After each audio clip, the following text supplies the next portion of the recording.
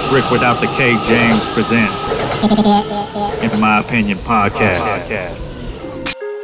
Don't forget to hit the subscribe button, as well as the notification bell. Thank you for watching. We are back with another episode of In My Opinion podcast.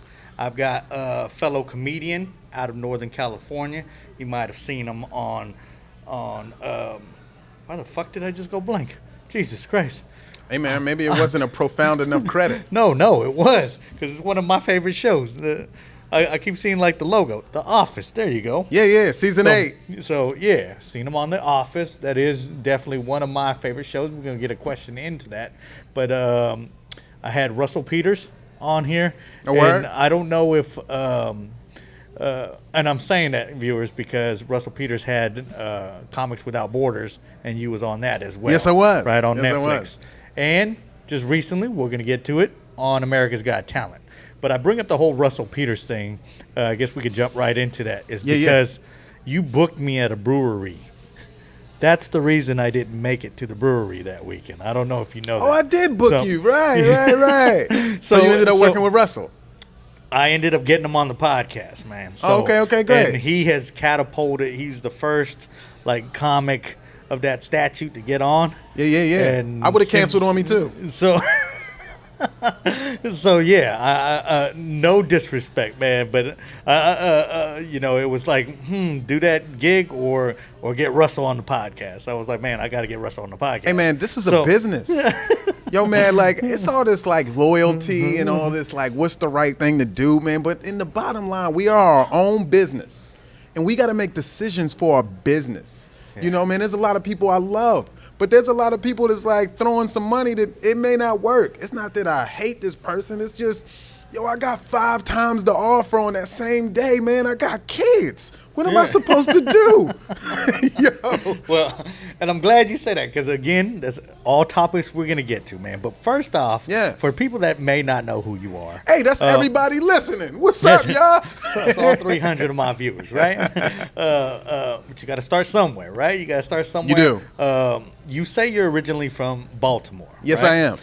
Does that mean you grew up in Baltimore? Yes. Or Born you went to high school? And raised, graduated from high school in Baltimore. So, yes, absolutely. Okay. See, I always thought you moved to California when you was a kid. So. No, man. What happened is in 6th grade, I moved to Sacramento for 1 year.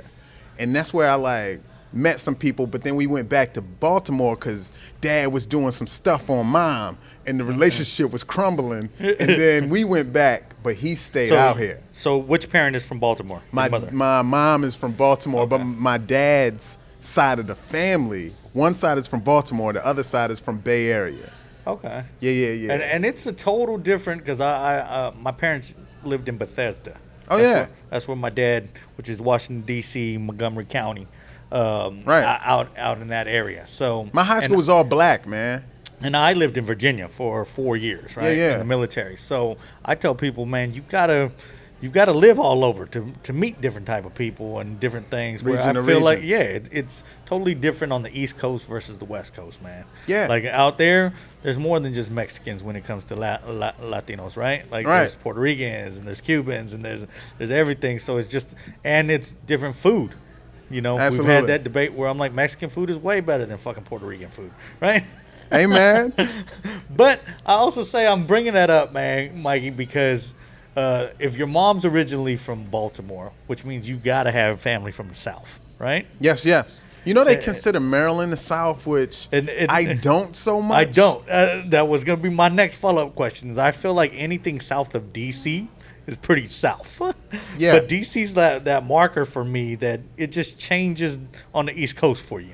Yeah. You know what I mean? Right. Like, I say that about Mexicans here in California. There's a difference between SoCal Mexicans and Northern Cal Mexicans. I believe that. So, but man, there's just a complete difference between Northern and Southern Cali. You know, it's just different energy.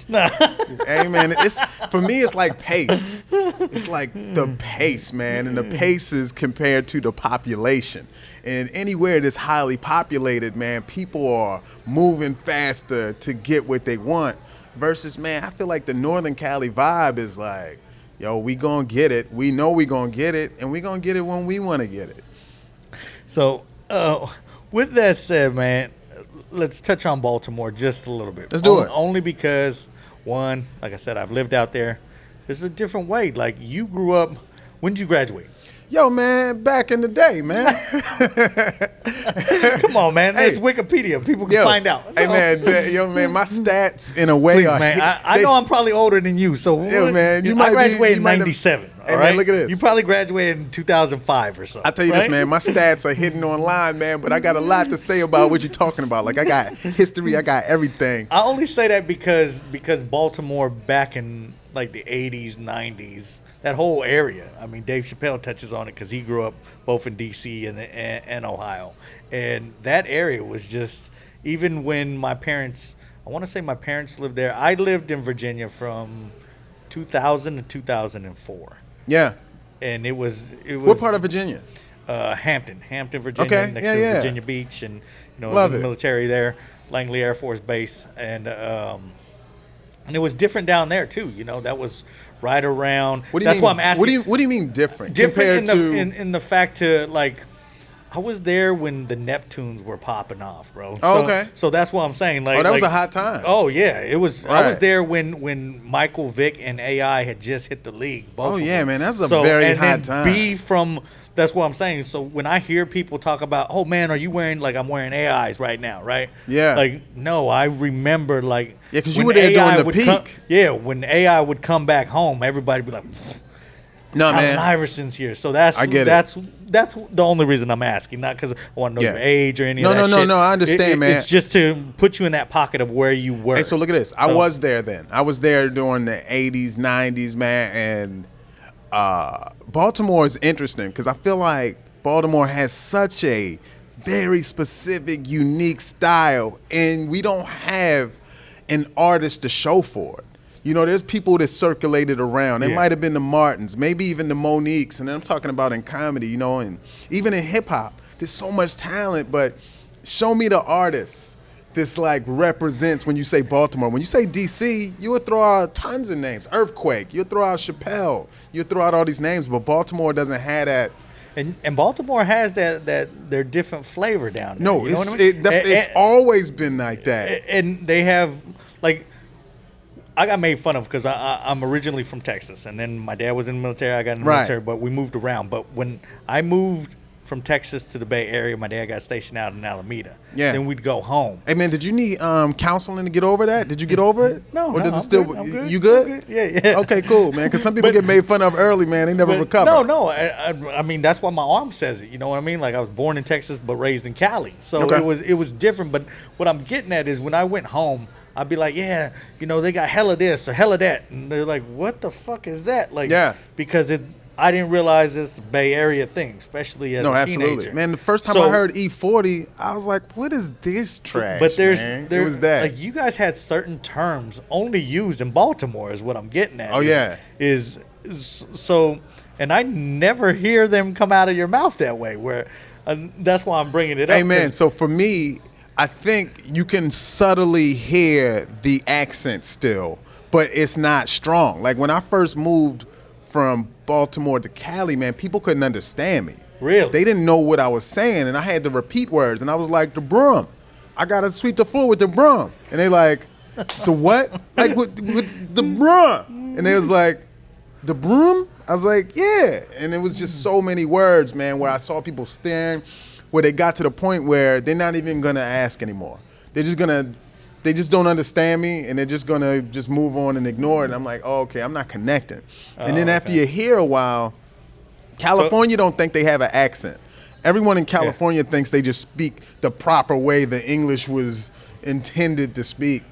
But, Cali has its way too. It's a regional thing. So, right. So that's why I bring it up. I also want to bring up Baltimore. I have to bring up, I say it's the greatest show ever fucking made. It is, though, man. It is. What's hotter than The Wire, man? The Wire. So at least we agree on that. Right. Because fucking, I tell people, I've tried to get so many people involved, where I just like the fact that show is so true to it. Like, when people tell me that Breaking Bad is a great show, I'm like, it's a good show, but it's not as great as The Wire. And I said, I will tell you, one of the reasons I hate shows like that, because it's like, Jesse, we're going to kill you. But first, we need you to live down here, and like you give them the Wire, you would watch and you'd be like, did they just kill Stringer Bell? Did they just kill the main fucking character in season 3? Like that. Man.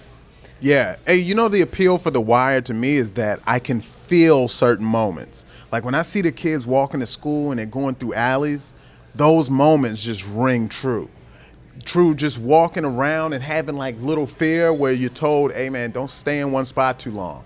Or, you know, they got guns in their house, you know, or you seeing everyone sell drugs and your cousins are selling drugs, and sometimes he hands you a paper bag and he's like, hey, walk down there and just give them this bag to this guy and don't ask any questions. It was like, yo, I was living that life, but I wasn't living in fear. It was just a way of life. And I wasn't in West Baltimore.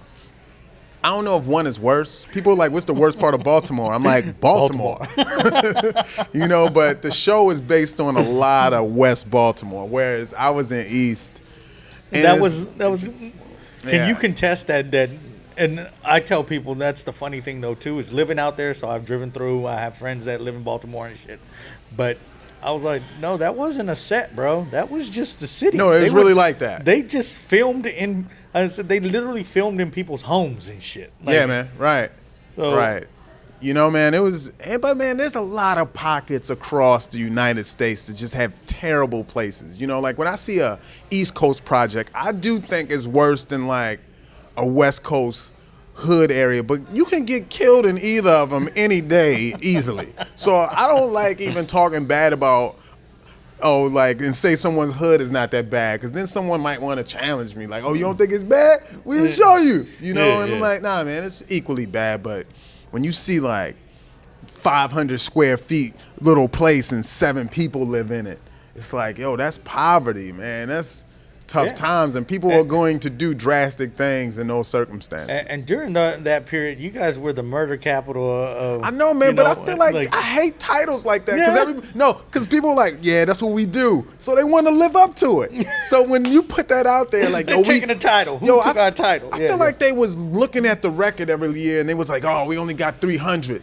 Like, man, we got to make sure that like Philly don't get us, man. And like people was just murdering for the title of who kills the most, man. It's a lot of ignorance and just a lot of darkness, man. And I was sheltered from it. You know, I was really sheltered, man. Our moms didn't even let us hang out with our family like that. It was like she was overprotective in a way, and that had pros and cons, you know. But I think that's why I got this real naiveness. I got this joy because I wasn't in front of a lot of real stuff, man. Like, she was protecting us so much. So it's still in a joy, because I wasn't, like, there's times I was in people's houses and there was guns in the couch, but I wasn't so much around it so much where I was seeing people get murdered and stuff like that. I heard gunshots. You know, we had to sleep on the floor every New Year's Eve. You know, that's how it was, man, because, bullets was going through people's windows, but True. Life. Then I got to ask this, man. The fact that you grew up on the East Coast, man. Yeah. I'm assuming you listen to hip hop like I do. Yeah, absolutely. But I'm a big East Coast fan. Okay. Bro. Even though I grew up out here, when people are like, nah, bro, I fucking can't stand Mac Dre. I'll say it on camera. Still? I still can't listen to that motherfucker. I'm like, thank God he's not around. So, you better be careful, man. You gotta be careful with your statements, man. I do not approve the statements said by Rick James. I'm a Mac Dre fan. Because, hey, man, here's the thing. Summers I used to spend in the Crest in Vallejo, because I got family out there. Okay. So I used to spend the time, and we used to walk to this basketball court in the Crest like every day, man, because there was nothing else to do. But keep going. East Coast music. But I think I say that, and let me clear that up. Is one, I understand the music's just not for me. But two, I'm older, so before there was a Mac Dre, I tell people there was a Digital Underground. And people like skip over giving kudos to Digital Underground. That's still West Coast though, but keep going. No, yeah. Right. But and so that's why I bring up the whole Mac Dre where I'm like, it just wasn't for me. But for the East Coast, bro, it had to be different for you if you grew up in the East Coast. Because like I tell people, the first time I heard Wu-Tang, somebody threw it. I was still in Texas. I actually had to move back to Texas and do some high school there. So I was there. My friend was like, hey, check out this and it was like a weird fucking cover with a bunch of faces covered, and I was Right. like, this shit is whack, bro. Like Hilarious. And then I listened again. And I was kept like, listening, wait, no, I fucking like this shit. This shit is rugged and raw. Like I was like, and then where that was probably the only where I was a big Biggie fan. I was a big Cannabis fan. I was a big, I was just everybody from the East Coast where the Locks, DMX, just everybody. But to grow up out there, you must have had a different feeling where you gotta love West Coast because it's got a different sound. It's more of a hey man, like I can disco. appreciate it a lot now just because I'm a little more cultured than I was. But during that time, man, what Baltimore has is club music. It's just DC has go-go, but Baltimore has something called club music, which was club tapes, which is just remixes. It was like Miss Tony, and it would be just boom, boom, like quick beats, and people like a DJ just going hard on the beat, like take your titties out, bitch, take your titties out, bitch, take your, it's just random hooks that kept flowing, and people hear it in the club, man, and it was going crazy in these clubs. And I was sheltered, so I would make it to the club like once, twice a year because I couldn't go, but when there was parties, we would end up at some party or something like that. But it was just a whole different vibe. Now, when stuff from New York was starting to filter in, like what you talking about, like Wu-Tang, it was like, oh yeah, what's this? Oh, this is fresh. Yeah, the Locks. This is crazy. When Biggie hit, it was just like takeover. I feel like when Biggie stuff dropped, man, it was like, oh, this dude is the greatest, and then I didn't listen to it like when it first came out. I just heard people quoting the lines. And then I heard it way later. And then eventually, for a while, Biggie was like my first. He was like, not my first. He was like I thought he was the greatest for the longest. And then after listening to more stuff, I just started, I've started finding other artists. Do you favor the East Coast over the West Coast when you listen to hip hop? Like if you're working out or playing ball or... Hey, man, so... No, I won't even say that, man. Like right now, I just appreciate artist to artist to artist. And right now, like my favorite artist is Wayne. I just like a whole bunch of sex references in rap. Lil Wayne, man. That's your favorite artist? Yo, man, because I don't feel like nobody raps to that level. I feel like when we're talking metaphors and ability, to me, I appreciate any artist that goes down a lane that no one else can necessarily match. And I feel like to him, he's went down the lane. That's like how I feel about Patrice or Cat. I feel like Cat Williams has done something that is very original. No one's doing whatever that is. And that's always been my goal in art. And Biggie too. Even though like Big L, he's like, I feel like Biggie is a branch off of Big L. I feel like Biggie just took it a little further. I've always wanted to do that for stand-up. I wanted people to see me and even say I'm weird or say like, hey man, that's different. Nobody's doing that. And I keep going way down there so my fans will travel down this long lane of, I don't know what he's doing. It's not for everybody. It is for everybody, but it's different. Charlie Murphy, my main man, Rick James. That's the one you think, the comedian Rick James. Get up. I can't hear my neighbor crying. I can't breathe. Don't forget to hit the subscribe button, as well as the notification bell. Thank you for watching.